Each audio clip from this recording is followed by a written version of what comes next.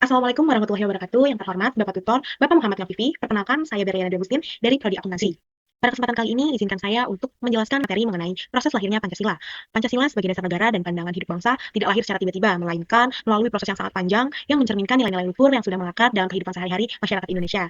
Pancasila lahir dari musyawarah para pendiri negara yang akhirnya membentuk BPUPKI atau Badan Penyelidik Usaha-Usaha Persiapan Kemerdekaan Indonesia atau dalam bahasa Jepang disebut Dokuritsu Junbi Kosakai yang didirikan pada tanggal 29 April 1945.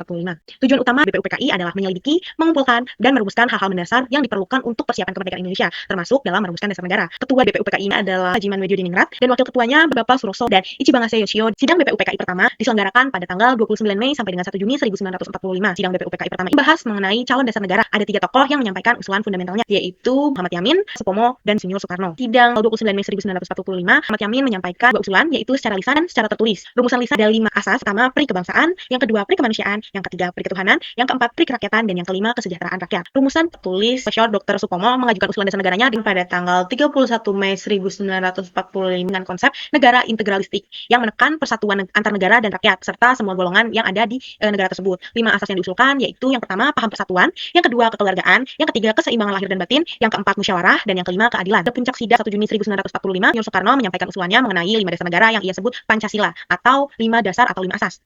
Tanggal ini kemudian diperingati sebagai hari lahirnya Pancasila. 5 asas yang diusulkan oleh Soekarno, yang pertama kebangsaan Indonesia, yang kedua internasionalisme, yang ketiga mufakat atau demokrasi, yang keempat kesejahteraan sosial, yang kelima ketuhanan yang berkebudayaan. Pas sidang pertama berakhir, BPUPKI akhirnya membentuk ya kecil adalah Panitia 9. Pada tanggal 10 sampai dengan 16 Juli 1945 diselenggarakannya sidang BPUPKI kedua. Piagam Jakarta disetujui tanggal 7 Agustus 1945, Jepang membentuk Panitia Persiapan Kemerdekaan Indonesia atau yang disingkat PPKI atau dalam bahasa Jepang disebut Dokuritsu Junbi Inkai. PPKI ini bertugas untuk mempersiapkan segala sesuatu yang berhubungan dengan pemerintahan Indonesia. Akhirnya pada tanggal 17 Agustus 1945, Pancasila diproklamasikan. Namun sehari setelah proklamasi kemerdekaan, PPKI mengadakan sidang pada tanggal 18 Agustus 1945 untuk mengesahkan Undang-Undang Dasar.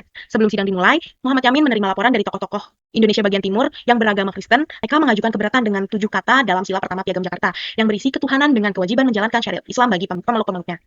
Demi menjaga persatuan dan keutuhan bangsa, Muhammad Hatta bersama perwakilan tokoh Islam lainnya mengambil keputusan untuk menghapus 7 kata tersebut. Akhirnya pada tanggal 18 Agustus 1945, PPKI mengesahkan Undang-Undang Dasar 1945 dengan demikian secara resmi menetapkan Pancasila sebagai dasar negara yang tercantum dalam pembukaan Undang-Undang Dasar alinea keempat. Proses lahirnya Pancasila ini merupakan bukti dari semangat musyawarah, mufakat, dan kompromi yang tinggi dari para pendiri bangsa demi mendirikan negara bangsa Indonesia ini. Jadi, sebagai penerus bangsa, marilah kita bersama-sama menjaga keutuhan dan persatuan bangsa Indonesia. Sekian penjelasan dari saya. Terima kasih. Wassalamualaikum warahmatullahi wabarakatuh.